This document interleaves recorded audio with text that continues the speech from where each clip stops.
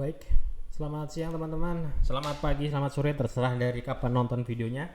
Jadi saya akan melanjutkan tutorial mengenai pengolahan data menggunakan Civil 3D yang sebelumnya. Di video sebelumnya sudah saya ajarkan bagaimana menampilkan data pengukuran menggunakan top count link, kemudian dimasukkan ke dalam Excel dan dimasukkan ke dalam TXT. Nah, sebelumnya di video sebelumnya hasil ukur lapangan yang setelah diolah di Excel dan dimasukkan ke TXT itu seperti ini ya. Seperti kita lihat di sini ada poin 10.000 dan yang poin terakhir 10.030. Nah, bagaimana cara untuk memasukkan poin-poin ini atau data dari notepad ini ke dalam Civil 3D? Nah, kemudian kita buka saja software Civil 3D-nya yaitu Civil 3D Matrix di sini. Nah, bagi yang belum menginstal Civil 3D Matrix silahkan diinstal ya. Dan di sini kita sambil tunggu softwarenya karena memang agak berat nih softwarenya, agak lama, jadi ya bisa ditunggu dulu sambil minum-minum kopi, mungkin sambil main game juga bisa, karena biasanya 1 menit nih untuk buka ini. Ya, masih belum terbuka ya, kita sabar dulu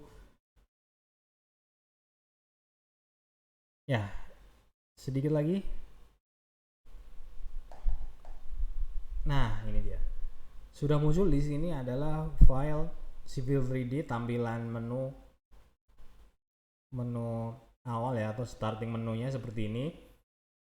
Saya akan coba menjelaskan terlebih dahulu beberapa menu yang ada di Civil 3D ini. Yang paling atas di sini ada mode-mode workspace-nya ya. Ada Civil 3D, ada drafting and annotation, ada 3D modeling, planning and analysis. Nah, yang akan saya gunakan adalah Civil 3D yang paling atas ini ya. Civil 3D ini biasa digunakan untuk mengolah data 3 dimensi ya di sini ya. Ada di workspace-nya Civil 3D, kemudian drafting and annotation ini biasanya untuk mengolah data 2 dimensi saja, yaitu supaya tidak terlalu berat. Artinya cuma menggambar garis saja, garis, kemudian bidang dan lain sebagainya, atau gambar isometrik. Dan ini kalau Civil 3D untuk mengolah kontur. Nah, kemudian yang 3D modeling ini digunakan untuk memodelkan 3 dimensi. Nah, setelah kita pilih workspace-nya Civil 3D di sini, kita akan mengimport point. Caranya klik modify, kemudian klik point, kemudian klik import point. Nah, di sini kemudian kita klik tanda plus. Kita akan pilih folder di mana tempat kita menyimpan data yang telah kita olah dari top count link menuju Excel, kemudian kita simpan di notepad atau TXT.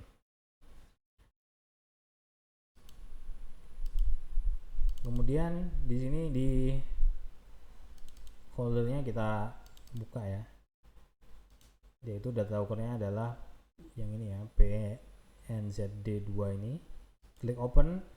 Nah, kemudian di specify point file format ini kita memilih format yang sesuai dengan urutan kolom pada file yang kita edit sebelumnya. Kalau poin saya yaitu urutannya PNEZD, yaitu nomor poin, northing, easting, Z ini elevation, D nya description, seperti yang saya lihatkan di sini ya.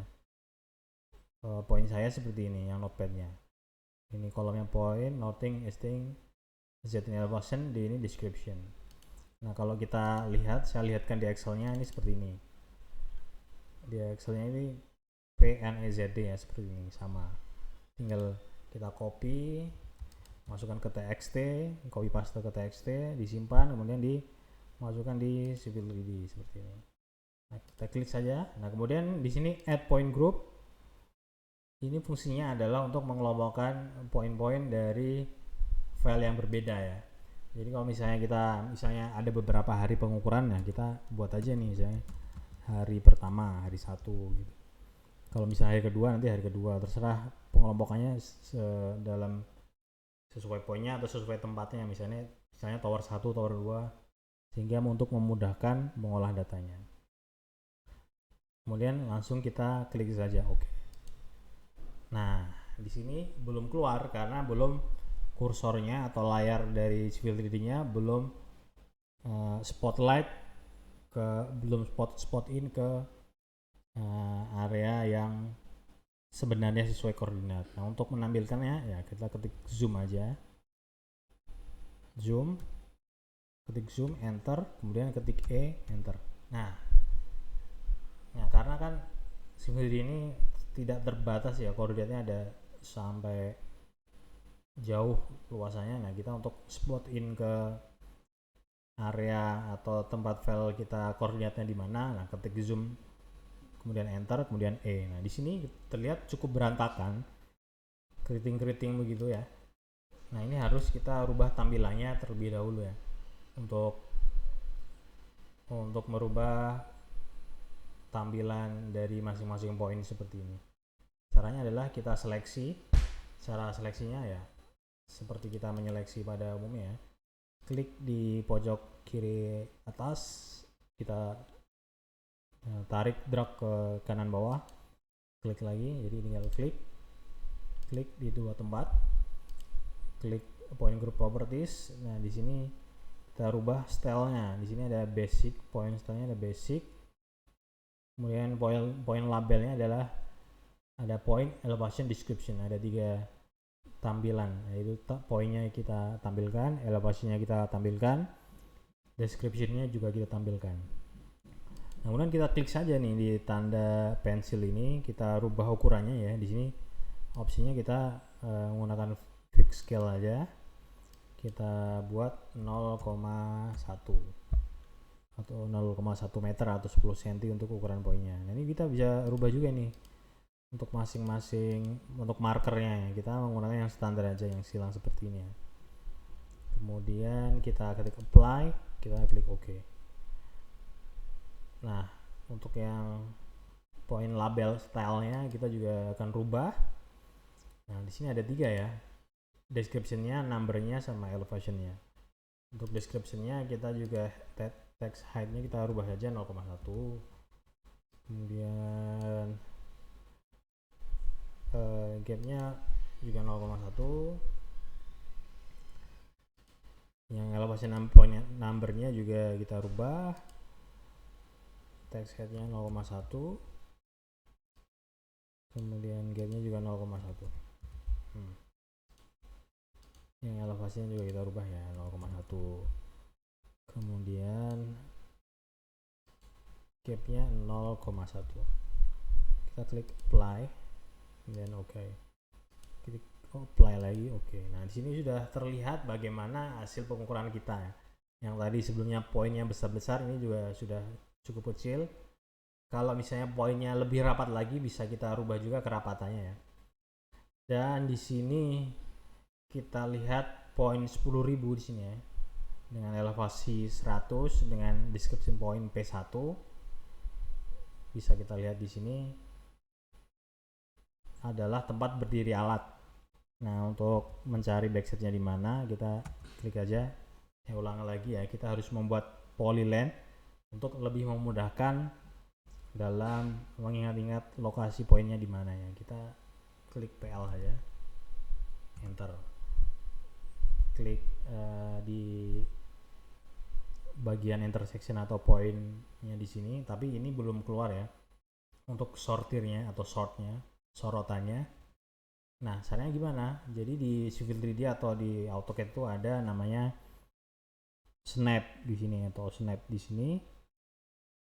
Kita harus pilih dengan mengklik simbol segitiga di sini. Ada endpoint, midpoint, center, node, intersection, perpendicular, dan lain sebagainya.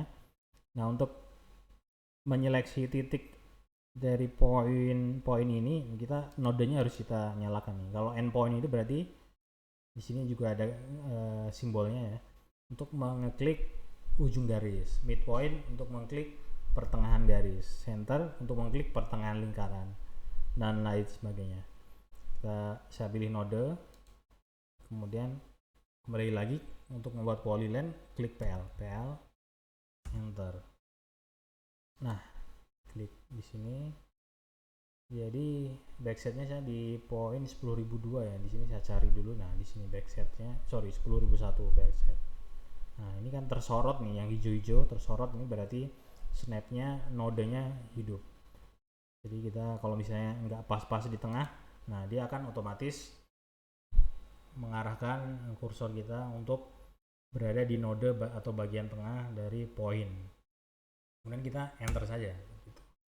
Di sini kemudian kita juga akan melihat bahwa di pengukuran di lapangan saya menembak atau menyituasikan tower yang berbentuk segi 4 ya, kaki-kakinya ada segi 4. Nah, ini akan saya buat juga intersectionnya gimana ya, dengan klik polyline, PL, enter.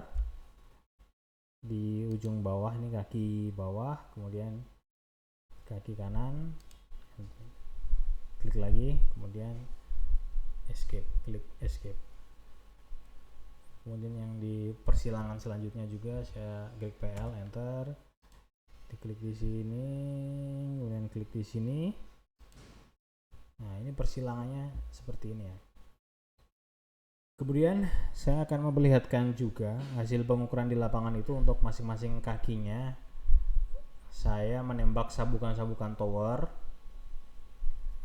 Di sabukan pertama ini elevasinya 102,38. Di sabukan selanjutnya ini 102,39. Jadi di sini ada perbedaan 1 cm elevasi antara sudut besi pada sabukan pertama dengan sabukan kedua. Nah, ini berarti ada deviasi 1 cm yang sebenarnya ini masih masuk dalam toleransi ya. Kemudian yang sabukan keempat atau sabukan kalau kita sebut A, B, C, D ya. Di sini saya akan buat teks dulu. Nah, untuk membuat tag kita akan menggunakan workspace-nya drafting and annotation. Nah, di sini klik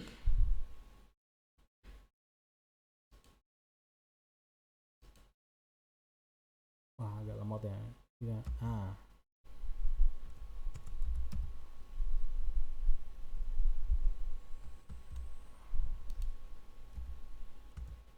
Nah, di sini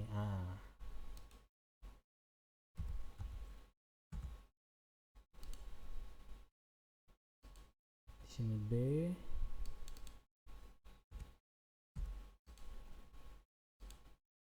Kita copy ya. Cara mengkopinya CO, klik CO, enter, klik objek yang mau di copy, klik tempat mengopi selanjutnya, kemudian klik 2 kali untuk merubah namanya. Nah, saya ulangi lagi, klik objeknya, klik CO, enter, klik objek pertama, klik tempat untuk memindahkan, jadi seperti menyalin gitu ya. Di sini adalah BCD, seperti ini. Disinilah gimana caranya kita untuk membuka file dari txt atau notepad yang telah kita olah sebelumnya di Excel dan Topcon Link ke dalam Civil 3D. Kemudian untuk bagaimana cara menggambar verticality tower dari hasil pengukuran seperti ini akan saya jelaskan di video selanjutnya. Terima kasih. Oh ya, tapi sebelumnya kita akan menyimpan file ini di sini ya, karena belum tersimpan di sini. Jadi namanya masih drawing 1.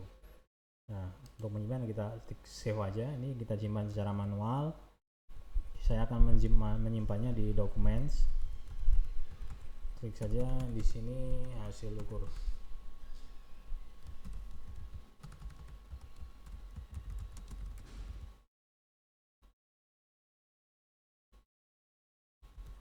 H1. Terserah namanya, tergantung dari masing-masing selera aja. Kita klik, kita ketik, kemudian kita enter. Nah, sudah tersimpan di sini nama filenya, tinggal kita close saja. Untuk pengolahan selanjutnya ya, menggunakan Civil 3D, bagaimana kita menggambarkan verticality tower.